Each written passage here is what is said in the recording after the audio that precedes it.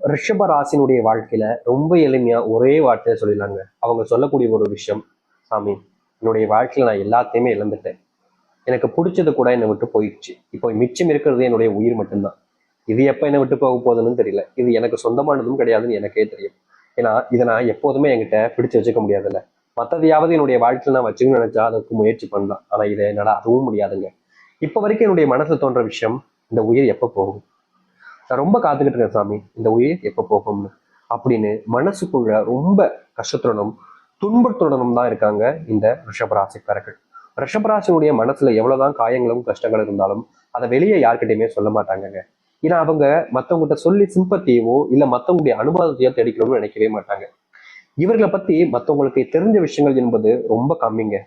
உங்களுடைய நெருங்கிய நண்பராக இருப்பாங்க, இல்ல உங்களுடைய உறவாக கூட இருப்பாங்க. ஆனா ரிஷபராசிக்காரர்கள் என்றாலே அவங்கள பத்தி மத்தவங்களுக்கு தெரியக்கூடிய விஷயம் ரொம்ப கம்மியானது. 1% கூட தெரிஞ்சிருக்காதுன்னு வச்சுக்கோங்களேன். இப்படிப்பட்ட ரிஷபராசினுடைய வாழ்க்கையில இன்னைய நாள் வரைக்குமே பல நபர்கள் துரோகத்தை பண்ணியிருக்காங்க.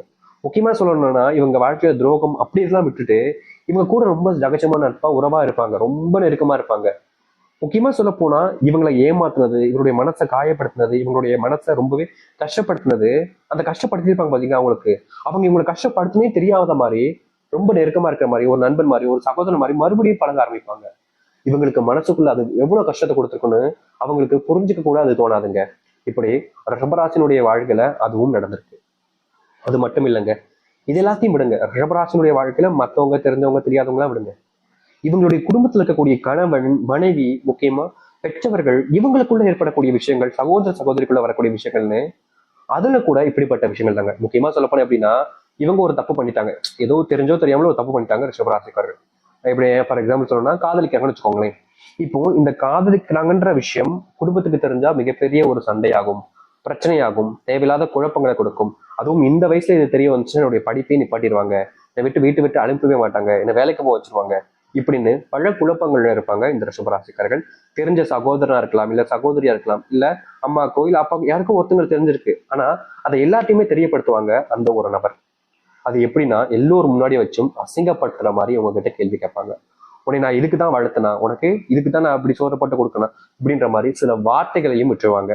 இது எல்லாத்தையுமே பார்த்த ரிஷபராசனுடைய வாழ்க்கையில இதுக்கப்புறம் இவங்க கூட நம்ம பேசக்கூடாது, இவங்க விட்டு தள்ளி இருக்கணும்னு நினைப்பாங்க. ஆனா எதுவுமே நடக்காத மாதிரி மறுநாள் காலையில வந்து இவங்ககிட்ட ரொம்ப சகஜமா பேசுவாங்க. ஏதோ இவங்க தப்பே பண்ணாத மாதிரியும், அதாவது எப்படி சொல்றேன்னா காதலிக்கிறதுன்றது தப்பே கிடையாதுங்க. முக்கியமா சொல்லணும், இவங்களுடைய மனசுக்கு பிடிச்சவங்க கூட காதல் பயப்படுறாங்க, இது தப்பு எதுவும் இல்லை. ஆனா இந்த ஒரு விஷயத்த கூட இவங்களை பழி வாங்கணும், இவங்க நல்லா இருக்கக்கூடாது, வீட்டுல இவங்க எப்பவுமே கெட்டவங்களா தெரியணும், கஷ்டப்பட்டுக்கிட்டே இருக்கணும், கஷ்டப்பட்டு கண்ணீரோட இருக்கணும்ன்றதுக்காக இவங்க பண்ண ஒரு விஷயம் இந்த ரிஷபராசிக்காரர்களுக்கு பெருசா மனசுக்குள்ள பாதிப்பை கொடுத்துருச்சு. இப்ப வரைக்குமே இது போன்ற பல விஷயங்கள், இது யதார்த்தமா சொன்னது, இது போல நிறைய விஷயங்களை மறுபடியும் பண்றாங்க.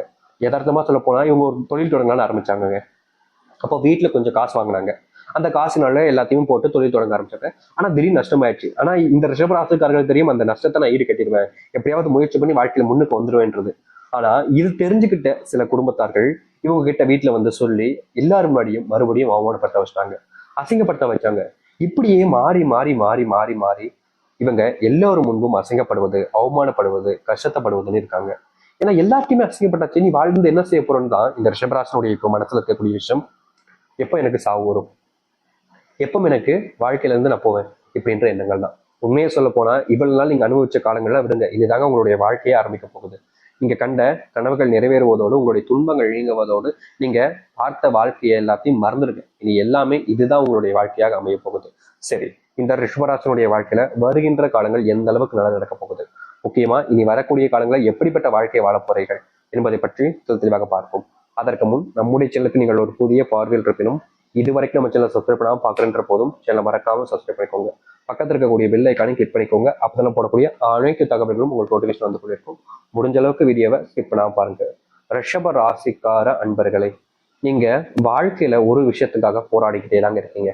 அது என்னன்னா, குடும்பத்தார்கிட்ட நல்ல பேர் வாங்கணும், நண்பர்கள்கிட்ட நல்ல பேர் வாங்கணும், சொந்தக்காரங்கள்ட்ட நல்ல பேர் வாங்கணும், தான் காதலிக்க பொண்ணுகிட்ட, தான் காதலிக்கிற பையன்கிட்ட, தன்னுடைய அண்ணன்கிட்ட, தன்னுடைய தம்பிட்டன்னு நீங்க எல்லாத்தையுமே நல்ல பேர் வாங்கணும்னு ஓடிக்கிட்டு இருக்கீங்க.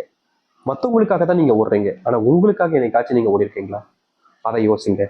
இப்போ இன்னிலிருந்து நீங்க உங்களுக்கான வாழ்க்கையை பார்க்க ஆரம்பிங்க. அதுவே உங்களுடைய வாழ்க்கையில முதல் வெற்றியாக இருக்கும். இதை சொன்னா நிறைய நபர்கள் சொல்லுவாங்க, ஏங்க எனக்கு தெரியுங்க, அது என்னுடைய குடும்பத்தார்கள் நான் நிரூபிக்கணும். நீங்க உங்களுக்கு முதல்ல நிரூபிக்க, அதுக்கப்புறமா ஆட்டோமேட்டிக்கா அது உங்களுடைய குடும்பத்தார்களுக்கு தெரிய வரும். இது நாள் வரைக்கும் உங்களுடைய கேரக்டரை பத்தி மத்தவங்க என்ன நினைக்கிறாங்கன்றத நினைக்க வச்சு விட்டுருங்க. நீங்க நினைங்க, உங்களுடைய மனசுல நீங்க நினைக்கக்கூடிய விஷயத்த கொஞ்சம் கொஞ்சமா வெளிப்படுத்த ஆரம்பிங்க. அது மற்ற நபர்கள் அனைவருமே புரிஞ்சுப்பாங்க. இனி வரக்கூடிய காலங்கள்ல இந்த ரிஷபராசினுடைய வாழ்க்கையில மிகப்பெரிய பிரச்சனையாக கருதப்பட்ட ஒரு விஷயம், நீங்களும்னா நீங்க இப்படிப்பட்ட ஒரு விஷயத்த பண்ணிதாகணும். இது கடினமான ஒரு விஷயம் தான். எப்படிங்க நான் நிரூபிக்கிறது? கொஞ்சம் கஷ்டப்பட்டு உழைக்கணும். உங்களுடைய குடும்பத்தார்கள் உங்க மேல வச்சிருக்கக்கூடிய நம்பிக்கைன்றது மொத்தமா போச்சுல்ல. நீங்க இனிமே சம்பாதிக்க மாட்டீங்க, வேலைக்கு ஒழுங்கா போக மாட்டீங்க, ஒழுங்கான விஷயத்த செய்ய மாட்டீங்க, தொழில முன்னேற்றம் காமிக்க மாட்டீங்க. முக்கியமா நீங்க வேலைக்கு போனாலும் அதே இடத்துல வேலை பார்க்க மாட்டேங்கன்ற ஒரு சிலமான எண்ணங்கள் வந்து உங்களுடைய குடும்பத்தார்களுக்கு இருக்கும். முக்கியமா உங்க மேல தப்பான அபிப்பிராயங்கள் எந்த ஒரு விஷயத்தினால வந்துச்சோ அதை மாற்றுவதற்காக நீங்க குடும்பத்தார்கள்ட்ட சில விஷயங்களை செய்யுங்க. நீங்க முயற்சி எடுத்தீங்க அப்படின்னா அதுல உங்களுடைய வாழ்க்கையில வெற்றிகள் கட்டாயம் இருக்குங்க. நிறைய நபர்கள் இந்த ரிஷபராசிக்காரர்கள் செய்யக்கூடிய விஷயம் என்ன தெரியுமாங்க? முயற்சி எடுக்க மாட்டாங்க. எல்லாமே போச்சு, இதுக்கு மேல என்ன செய்ய, இதுக்கு மேல தெரிஞ்சா என்ன தெரியல, இவங்களுக்குள்ள வாழ்ந்த அந்த கஷ்டம் தான், வேற ஒண்ணும் இல்லை. அந்த கஷ்டத்தினால இவங்க செய்யணும்ன்ற எண்ணம் கூட வராம போயிருந்திருக்கும். அப்படிப்பட்ட விஷயங்களை மாத்திட்டு உங்களுடைய வாழ்க்கையில நீங்க செய்யணும்னு முடிவு பண்ணுங்க. நிச்சயமா சொல்றேங்க, உங்களுடைய வாழ்க்கையில நீங்க எந்த ஒரு எல்லையை தொடரணும்னு நினைச்சாலும் அதை தொட்டுட்டு நீங்க திரும்ப வந்தீங்க. யார் உங்களை தடுக்க நினைச்சாலும் இனி தடுக்க முடியாது. யாராவது உங்ககிட்ட தடுத்து நான் உன்னை விட மாட்டேன்டா அப்படின்னு சொன்னாங்கன்னா அவங்கதான் ஏமாந்து போவாங்க. உங்களை இனி யாருமே ஏமாற்றவும் முடியாது. ஏமாத்திட்டு உங்களை ஜெயிச்சுட்டு அவங்க முன்னேறி போகவும் முடியாது. அது மட்டும் இல்லைங்க, ரிஷபராசினுடைய வாழ்க்கையில உடல் சார்ந்த பிரச்சனைகள், நோய் உபாதைகள்னால இவங்களுடைய குடும்பத்தார்கள், நெருங்கிய உறவுகள், முக்கியமா கணவன் மனைவிக்குள்ளேயே அந்த பிரிவினைன்றது ஏற்பட்டிருக்கும். நோயினால பிரிவினைன்றது ஏற்பட்டுரும். மற்ற விஷயங்களுக்கு பிரிஞ்சாங்க அப்படின்னா ஏதோ ஒரு ஈகோ, கோவம், வெறுப்பு அப்படின்னு வச்சுக்கலாம். ஆனா நோயினா அது அருவருப்பு தாங்கன்னு சொல்லணும். ஒருத்தங்க நோயினால படுத்தே கிடக்காங்க, அப்போது ஒருத்தங்க இந்த நோயை பார்த்து விட்டுட்டு போறாங்கன்னா அப்போ உங்களை எந்த அளவுக்கு அருவருப்பா பார்த்துருப்பாங்கன்னு நீங்க நினைச்சு ரொம்ப நாட்கள் வருத்தப்பட்டிருக்கீங்க. முக்கியமா சொல்ல போனா உங்களுடைய வாழ்க்கையில நீங்க இந்த நோய் வந்ததுக்கு அப்புறமா எல்லாத்தையுமே இழந்தீங்க. உங்களுடைய குடும்பத்தார்களுக்கு மதிப்பு, மரியாதை, பேச்சுவார்த்தை எல்லாத்தையுமே இழந்தீங்க. ஆனா இனி வரக்கூடிய குறுகிய காலங்கள்ல நீங்க படுக்கையா இருக்கக்கூடிய நோயிலிருந்து எந்திரிச்சு தைரியமா நடக்க ஆரம்பிப்பீங்க. உங்களை யாரெல்லாம் தோத்துட்டாங்கன்னு சொல்லி கேலி கிண்டல் பண்ணாங்களோ அவர்கள் முன்பு தைரியமா உங்களுடைய வாழ்க்கையினுடைய முன்னேற்றத்துக்காக நீங்க போராடுவீங்க. இதற்கு முன்பு நீங்க எந்த ஒரு விஷயத்த செய்ய முடியாம தவிச்சீங்களோ அந்த ஒரு விஷயத்த செஞ்சு முடிக்க முடியும். முக்கியமா யாரெல்லாம் உங்களை நிராகரிச்சாங்களோ, யாரெல்லாம் உங்களை விட்டுட்டு போகணும்னு நினைச்சாங்களோ அவர்கள் முன்பு உங்களுடைய தைரியத்தை பார்த்து பாராட்ட ஆரம்பிப்பாங்க. அது மட்டும் இல்லைங்க, நீங்க இந்த நிமிஷம் வரைக்குமே உடல் சார்ந்த நோயினுடைய பாதிப்பை பார்த்துக்கிட்டே கஷ்டப்பட்டு இருந்தீங்க போயிட்டு இருக்காம. அப்படிப்பட்ட விஷயத்த தூரமா வைங்க. இனி நீங்க எடுக்கக்கூடிய முடிவுகள் சரியானதாக இருக்கும். தைரியமா உங்களுடைய வாழ்க்கையினுடைய முன்னேற்றத்துக்காக நீங்க போராட ஆரம்பிக்கலாம். உங்களுடைய வாழ்க்கை நடக்கும். ரிஷபராசினுடைய வாழ்க்கையில திருமண வாழ்க்கை அப்படின்னு பார்த்தோம் அப்படின்னா, தொடங்கின புதுசுல திருமண வாழ்க்கை அமைஞ்சு அந்த ஒரு வாழ்க்கையை தொடங்கின புதுசுல ரொம்ப சந்தோஷமாக இருந்தாங்க. இவங்களுடைய சந்தோஷத்தை பார்த்து இவங்களுடைய பெற்றோர்களே சரி பொறாமப்படுற அளவுக்கு இருக்கும். ஏன்னா அப்படி அந்த அளவுக்கு இவங்களுடைய காதலும் சரி, அன்பும் சரி, முக்கியமா புரிதல் என்பது இவங்களுக்குள்ள அதிகமா இருந்துச்சு. ஆனா சில நபர்கள் இவங்களுடைய வாழ்க்கையில வராங்க. இந்த ரிஷபராசிக்காரர்கிட்ட ஒண்ணு சொல்றது, அவங்களுடைய மனைவிட்ட ஒண்ணு சொல்றது, அந்த மனைவிட்ட ஒண்ணு சொல்றது, இந்த ரிஷபராசியனுடைய மனைவிட்ட ஒண்ணு சொல்றது, ரிஷபராசிக்காரர்கள் ஒண்ணு இப்படி மாத்தி மாத்தி குடும்பத்துக்குள்ள பிரிவினை உண்டாக்கி குழப்பத்தை உண்டாக்குறது நிறைய நபர்கள் உங்களுக்கு செஞ்சுட்டு இருக்காங்க. அதுல என்ன தெரியுமா காரணம்? அதுல ஒரு சந்தோஷம் எனக்கு அப்படின்ற மாதிரி அவங்க ரொம்ப வெக்கமே இல்லாம பேசுவாங்க. இந்த மாதிரிலாம் நிறைய நபர்கள் ரிஷபராசிட்ட வந்து அவங்களுக்கு கோவம் அப்படி வரும்.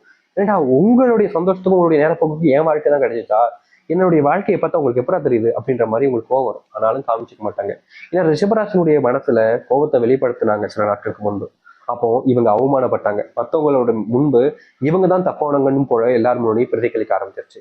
இந்த நிமிஷம் வரைக்குமே இவங்களுடைய பேரை அந்த இடத்துல இருந்து மாற்ற முடியாம கவலைப்பட்டுக்கிட்டு இருக்காங்க. அப்படிப்பட்ட விஷயங்களை பார்த்ததுக்கு அப்புறமா இனி எப்பவுமே கோவப்படக்கூடாதா அப்படின்ற மாதிரி கோபமே இல்லாத ஒரு வாழ்க்கையாக தான் வாழ்ந்தீங்க. இனி உங்களுடைய கோபம் என்பது நியாயமாக இருக்கும். நீங்க கோவப்படுறதை பார்த்து உங்களுக்கு உறுதுணையாக இருப்பாங்க. இதற்கு முன்பெல்லாம் நீங்க மௌனமா பல விஷயங்களை கடந்து போயிருக்கலாம். அது எல்லாமே மாற ஆரம்பிக்கும். நீங்க வெளியூர் பயணங்கள் போறது உங்களுக்கு சாதகமாக முடியும். முக்கியமா இதனால் வரைக்குமே வெளிநாட்டுக்கு போகணும், இந்த இடத்துக்கு போய் சுத்தி பார்க்கணும் அப்படின்ற ஆசை இருந்திருக்கலாம். இல்ல இந்த இடத்துல என்னுடைய தொழில் தொடங்கணுன்ற எண்ணம் இருந்திருக்கும். ஆனா அந்த ஒரு விஷயத்துக்கு உங்களுக்கு வெற்றியும் கிடைச்சிருக்காது. நீங்க எடுக்கக்கூடிய முயற்சிகள் உங்களுக்கு உறுதுணையாக யாருமே இருந்திருக்க மாட்டாங்க. ஆனா இனி வரக்கூடிய குறுகிய காலத்துல நீங்க எடுக்கக்கூடிய முயற்சிகள் என்பது வெற்றி பெற ஆரம்பிக்கும். யாரெல்லாம் உங்களை விட்டு தள்ளி போகணும்னு நினைச்சாங்க, யாரெல்லாம் உங்களுக்கு உதவி செய்யாம வேடிக்கை மட்டும் பார்த்தாங்களோ அவங்களே உங்களை தேடி வந்து உதவி செய்வாங்க. உங்களுக்கு என்ன உதவின்னு கேட்டு எல்லாத்துலயுமே உங்களுக்கான உதவிகளை செய்ய ஆரம்பிப்பாங்க.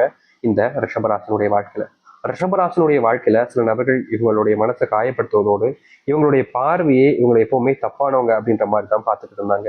இதற்கு மாற்றமே கிடைக்காதா, தீர்வே கிடைக்காதான்னு இவங்களுடைய மனசு படபடுத்துச்சு. பல நாட்கள் வேதனையும் பட்டுச்சு. இப்படிப்பட்ட விஷயங்களுக்கு மாற்றமே இல்லையான்னு எவ்வளவு நாட்கள் அழுதுருக்காங்க, கண் கலங்கி இருக்காங்க ரிஷபராசிக்காரர்கள். அது எல்லாம் தீர ஆரம்பிக்கும். உங்களுடைய பிள்ளைகளுக்கு படிப்பே வரமாட்டேங்குன்னு நீங்க வருத்தப்பட்டிருப்பீங்க. முக்கியமா சொல்ல போனா பிள்ளைகளுடைய உடல்நிலையும் சரி, மற்ற விஷயங்களும் சரி, பிள்ளைகள் பின்தங்கியே இருக்காங்க சாமி. நான் என்ன சொல்லி கொடுத்தாலும் அவங்க புரிஞ்சுக்க மாட்டாங்க. நான் என்ன சொன்னாலும் அதற்கு மாறாகவே செய்றாங்க. நான் இப்படி இருந்தா அவங்க அப்படி இருக்காங்க. நான் அப்படி பண்ணாதன்றா அப்படிதான் பண்ணுவேன்றாங்க. இப்படியே செய்றாங்க சாமி. என்னுடைய வாழ்க்கையை மொத்தமா என் பிள்ளைங்களுக்காக தான் நான் வச்சிருக்கேன். ஆனா என்னுடைய பிள்ளைங்க என்ன புரிஞ்சுக்கவே மாட்டாங்கன்ற போது எனக்கு ரொம்ப மன வருத்தமா இருக்குது. நீங்க கஷ்டப்பட்டீங்க. ஆனா இனி வரக்கூடிய காலங்கள்ல உங்களுடைய பிள்ளைகள் முழுவதுமாக படிப்புல கவனம் செலுத்த ஆரம்பிப்பாங்க. அது மட்டும் இல்லைங்க, ரிஷபராசினுடைய வாழ்க்கையில தோல்விகளாக இருந்த பல விஷயங்கள் மாற ஆரம்பிக்கும். உங்களுடைய வாழ்க்கையினுடைய மாற்றத்துக்கான நேர காலங்களாக இருக்கும். அரசு உத்தியோகம் உங்களுடைய வாழ்க்கையில கிடைக்கும். இனி இதற்கு முன்பு நீங்க நினைச்ச விஷயங்கள் நடக்காம போயிருந்தாலும் இனி நீங்க நினைச்ச விஷயங்கள் நடக்க ஆரம்பிக்கும். வேலை சம்பந்தப்பட்ட பிரச்சனைகள் தீர்வை முழுவதுமாக உங்களுடைய வாழ்க்கையில் ஏற்படுத்தி கொடுக்கும். இனி வேலைக்கு போலாமா போகலாமான்ற பயம் என்பது உங்களுடைய வாழ்க்கையில முழுவதுமாக அடியோடு நீங்கும். உங்களுடைய கட்டங்கள் எல்லாம் இனி உங்களுடைய வாழ்க்கையினுடைய நன்மைகளுக்காக இருக்க போகுதுங்க. தைரியமா எதிர்த்து நில்லுங்க. முயற்சிகளை கைவிடாதீங்க. நம்பிக்கையோடு இருங்க. கண்டிப்பா உங்களுடைய வாழ்நாள் முழுக்க காணாத நன்மை